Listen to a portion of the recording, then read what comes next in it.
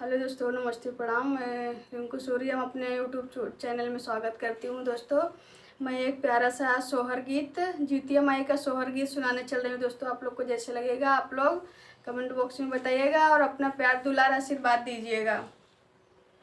पूजनी पाजी रानी नीमू की निहुरी पैया ला गई, निहुरी पैया ला गई हो।